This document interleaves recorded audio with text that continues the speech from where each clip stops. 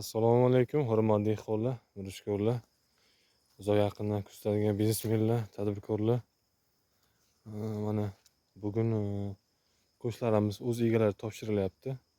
Albionlarimiz eng shu hozirda ko'p ekilayotgan mashhur desa ham bo'ladi. O'zi avvaldan bu sort mavjud 20 yildan beri, lekin mana shu orasi 1-2 yil orasi juda ko'p ekilyapti keng maydonlarda. Chunki o'zini istiqbolli sortlardan biri bu, navlardan biri. Chunki har xil sort ekib ko'rildi mana. O'zbek sharoitiga yil 12 oyga hamma sort tushib ketolmayapti. Qaysidir tomoni ko'chatlar hosili shirin bo'lsa, yumshoq qolyapti. Sal keskinroq sortlar bor, ular qattiq bo'lsa ham bozorga sig'mayapti. Bunda hamma narsasi mavjud.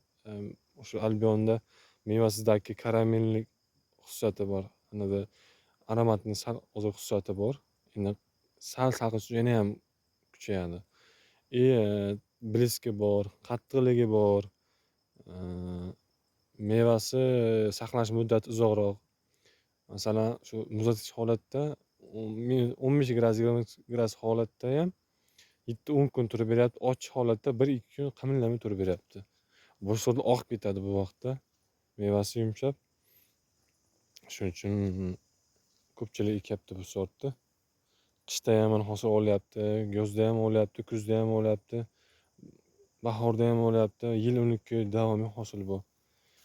Shu bahorda 200-300 gram bersa bitta valnasiga, keyin qolganiga yana sekin-sekin berib ketadi. Yana qolgani ham 300-400 gram, 500 gram to qishgacha yangilikcha beradi. Undan keyin ozodam yana davom etadi. Shuning uchun bu yil 12 oy beradigan sort bu nav. Remontas sort. Ko'pchilik tavsiya beraman ekishni. Solxanni ham o'rnini bosib ketadi qaysidir ma'noda. O'zini holatiga qarab. Ekish tavsiya beraman ko'chlarni. Shu ko'chlarimiz 40-45 kunlik holatda, ildizlar yetilib keldi, 50 kunlik holatda. Kameramiz buni olmayapti akustikasi.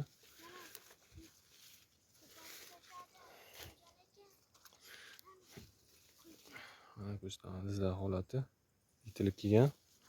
Ekish kerak xolos buni. Hosil olish kerak. Gullab ketgan gullarni terib tashlaydi endi ekilgandan so'ng. Chunki bu gullar kerak emas hozirgi holatda. Ildizlari yerga to'liq o'rnash olsa bo'ldi. Shunaqa holatda hamma xo'jlarimiz shunaqa. Mana xo'jlarimiz holati tirayib ketgan. Tiray bo'lish uchun yana bir vaqt kerak. Qisman shunga yaqin.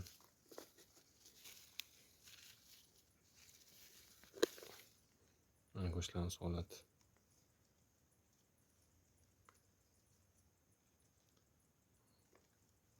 Shekasi, tanasi mana shuncha qalinlab ketgan. Mana. Ishda ko'rinyapti. Hujjat. To'kis tayyor bo'lgan.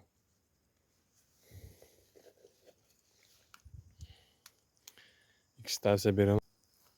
Yana bir muhim yangilik agronomlik bo'yicha bizning konsultatsiyamiz bor. Aniqrog'i menda o'zim o'rgatib boraman shu yangi bosh dehqonlar bo'lsa, biznesmenlar bo'lsa, shu yerlariga agronomlik kerak bo'lsa, bemalol murojaat qilsa bo'ladi.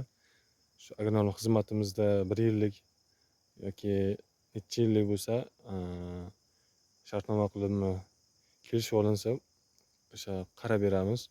Nima o'rgatish kerak bo'lsa, nima bilim kerak bo'lsa, hammasini bemalol o'rgatamiz.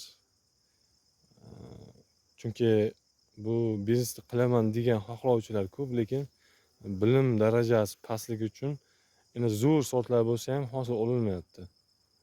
Chunki bilim darajasi past bo'lsa, u tajribasi kam bo'lsa, birinchi yilda o'zidan natija olish qiyin, uni o'rganish kerak ilmini. Nima xohlayotganini, ko'chatni, o'sha ildizga, kasalliklarga qarshi, hasharotga qarshi, hosilni ishlashga, hosil ishlashga, mevasini yiriklashtirishga qanaqa yerga ekish kerak, qanaqa suvlar bilan sug'orish kerak, qanaqa oziqlantirish kerak, klimat qanaqa qilib berish kerak. Shuni sir asror juda ko'p. O'zi kichkina rezervuar bo'lgani bilan uni xohlaydigan anavilarda ko'p.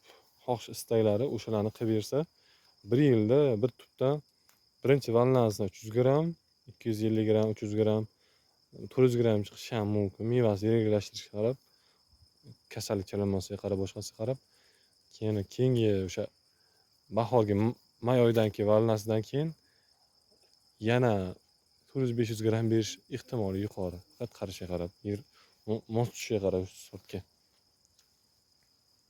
Bemalol agronom xizmat kerak bo'lsa, telefon raqamini qoldiraman. Murojaat qilish mumkin. Kelishgan holatda qarab beramiz.